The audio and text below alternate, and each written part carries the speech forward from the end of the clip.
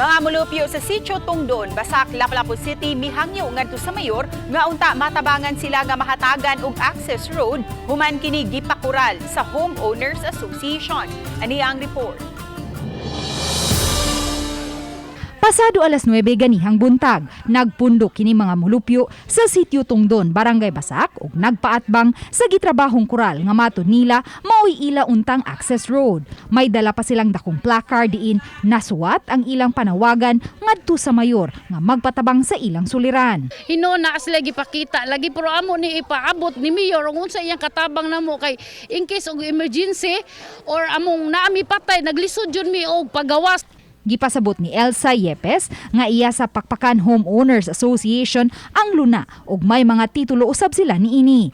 Isip respetar sa silingan, gitugutan lang nilang makaagi ang mga taga Sitio Tungdon apan tungod sa kahasol nga nasinati sa mga sakop sa Homeowners Association sa giingong kasaba sa daghang mga bata bisan atol sa kagabhion ug ang pagpasagad lang og pagpark sa ilang mga motorsiklo hinungdan nga nahukman nilang mulukat og fencing permit. Ug karon kay may fencing permit na sila, gipakural na nila kini. Ingon jud kuan na nila ni Guring nga ma'am badlungan ninyo inyong mga kuan ma'am kay mao nay reklamo sa homeowners. Wa may action ma'am. Then karon nakasabot ma'am yung mga Pakpakan homeowners nga ilang prasisan og fencing kani siya kay para lagyud masirado mi dire kay di naman mo wa na may respeto.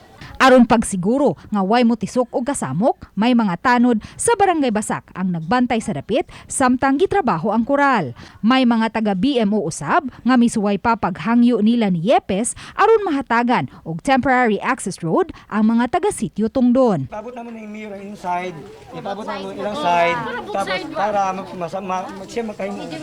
Di sir. Pwede nga mo kuan ko.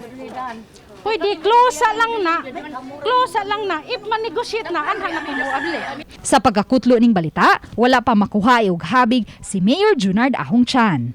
Uban ni Marlon Melgazo, Luan Merondina, Balitang Bisdak.